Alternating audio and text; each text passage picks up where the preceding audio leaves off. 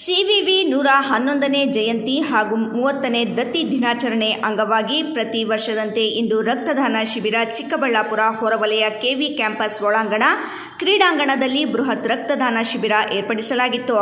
ಕಳೆದ ಒಂದು ತಿಂಗಳಿಂದ ಕೆವಿ ನವೀನ್ ಕಿರಣ್ ಮತ್ತು ಸಿಬ್ಬಂದಿ ಹಾಕಿದ್ದ ಶ್ರಮಕ್ಕೆ ಇಂದು ಪ್ರತಿಫಲ ಸಿಕ್ಕಿದೆ.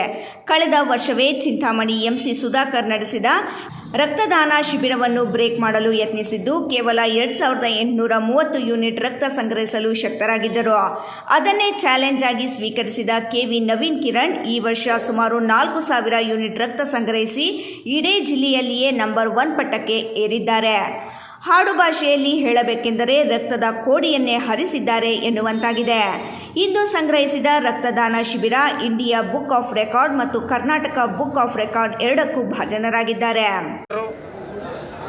ರಾಜಕೀಯ ಚತುರರು 3 ಬಾರಿ ಶಾಸಕರಾಗಿ ಅವರದೇ ಆದ ರೀತಿಯಲ್ಲಿ ಕೊಡುಗೆಯನ್ನು ಕೊಟ್ಟಂತಹ ದಿವಂಗತ ಸಿ ವಿ ವೆಂಕಟರಾಯಪ್ಪರವರ ಹುಟ್ಟುಹಬ್ಬವನ್ನು ಜುಲೈ ತಿಂಗಳಾದ್ಯಂತ ಅನೇಕ ಕಾರ್ಯಕ್ರಮಗಳನ್ನು ನಂಬ್ಕೋತೀವಿ.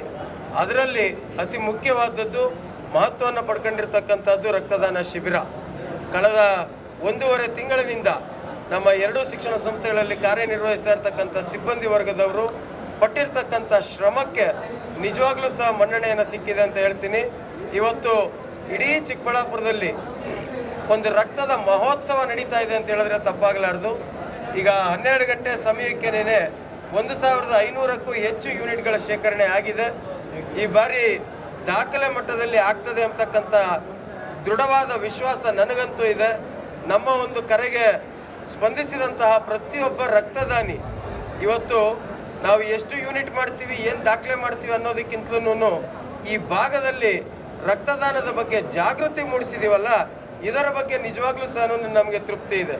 ಕ್ಯಾಮ್ರಾ ಪರ್ಸನ್ ಜೊತೆ ಕೃಷ್ಣಮೂರ್ತಿ, ರಾಯಲ್ಸ್ ಕನ್ನಡ, ಚಿಕ್ಕಬಳ್ಳಾಪುರ.